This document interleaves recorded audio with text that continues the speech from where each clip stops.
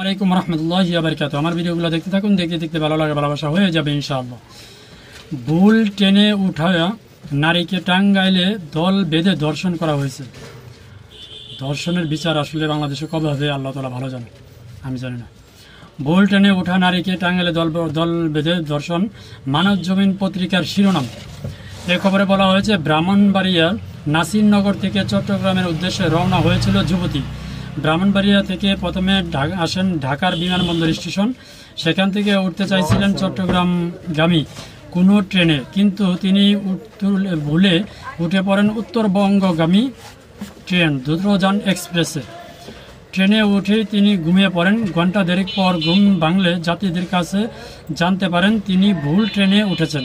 সামনে টাঙ্গাইল স্টেশন।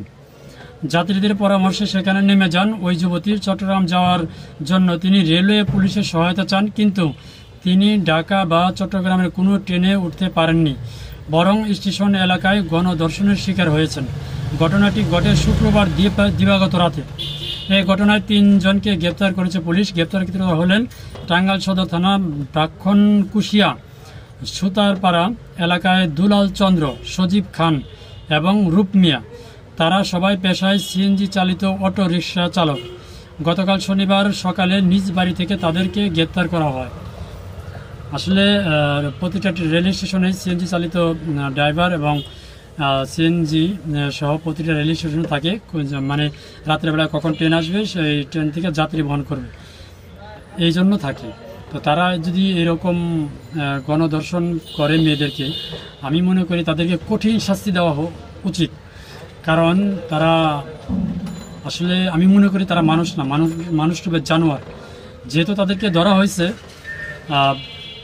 আমি আশা করব প্রশাসনের কাছে যে তারা যেন কোনো নেতার ফোনে অথবা নেতার কারণে তাদেরকে ছেড়ে না দেওয়া হয়, এবং কি তাদেরকে কঠিন শাস্তি দেওয়া হোক।